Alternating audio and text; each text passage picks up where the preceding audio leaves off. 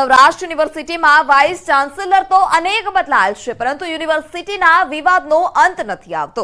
સૌરાષ્ટ્ર યુનિવર્સિટીમાં જેમની સામે રાજ્ય સરકાર દ્વારા તપાસ ચાલી રહી છે તેવા ગીતેશ જોશીને પરીક્ષા વિભાગનું સુપરવિઝન સોંપવામાં આવ્યું।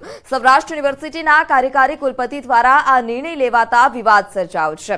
હાલ પરીક્ષા વિભાગમાં પારદર્શિકતાને લઈ અને સવાલ પણ ઉભા થઈ રહ્યા છે, જેને લઈ અને અનેક મુદ્દે હાલ અત્યારે તપાસ ચાલી રહી છે અને ઊંડાણપૂર્વક તપાસ થાય તેવી પણ માંગ કરવામાં આવી।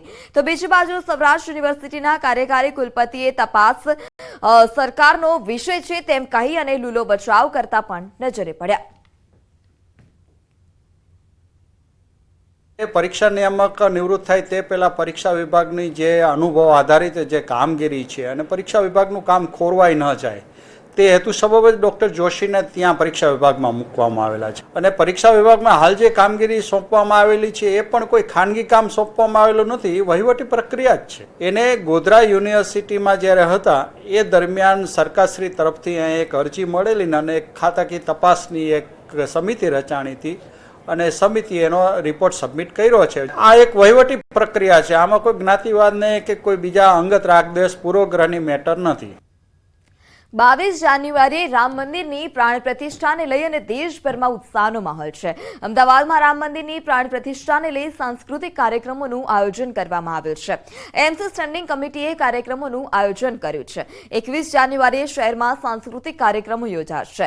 તમામ ઝોનમાં 2 લોક ડાયરા યોજાશે। तो हवामान विभाग हाल अत्यारे हवामान केवुं रहेशे तेने लई माहिती आपी रह्यो छुं। सीधा टेम्परेचर रियलाइज हुआ है मतलब आज की डेट में अहमदाबाद और गांधीनगर में मिनिमम टेम्परेचर हुआ है अहमदाबाद में 16.5 डिग्री सेल्सियस और गांधीनगर में 13.4 डिग्री सेल्सियस और सबसे जो लोवेस्ट टेम्परेचर रियलाइज हुआ है वो है नलिया में 6.4 डिग्री सेल्सियस। और बात करेंगे मतलब जो मिनिमम टेम्परेचर फोरकास्ट की, तो आने वाले मतलब 2 दिनों में जो फोरकास्ट है वो नो लार्ज चेंज है, उसके बाद 2 से 3 डिग्री सेल्सियस टेम्परेचर फॉल होने की पूर्वानुमान है। सर क्या रीजन है कि नलिया में इतना कम टेम्परेचर है और ये अहमदाबाद गांधीनगर और सब में इतना ज़्यादा है?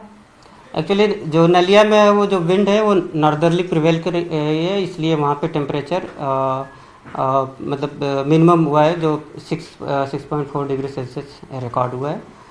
और जो मतलब अहमदाबाद और गांधीनगर की बात करेंगे तो जो वहाँ पे यहाँ पे जो विंड है वो विंड थोड़ा सा मतलब ईस्टर्ली कंपोनेंट भी था, इसलिए यहाँ पे टेम्परेचर ज़्यादा था as compared to Naliya. Sir Uttarayan में पवन कैसा रहेगा?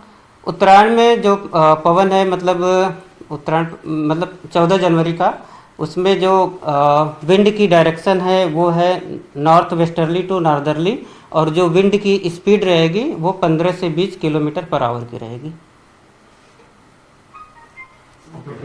ओके। सर उत्तर पश्चिम से नॉर्थ वेस्टर्ली से नॉर्थ वेस्टर्ली टू नॉर्दर्ली। उत्तर पूर्व उत्तर। हाँ। तो नलियाમાં સૌથી ઓછું તાપમાન નોંધાયું છે 6.4 ડિગ્રી સાથે નલિયા સૌથી ઠંડુગાર શહેર જોવા મળ્યું હતું। હવામાન વિભાગની શિયાળાને લઈ આગાહી કરવામાં આવે છે। નલિયામાં સૌથી ઓછું 6.4 ડિગ્રી જેટલું તાપમાન સામે આવે છે, જ્યારે ઉત્તરાયણના દિવસે 15 થી 16 કિલોમીટરની ગતિએ પવન ફૂંકાશે તેવું પણ હવામાન વિભાગ દ્વારા જણાવવામાં આવ્યું।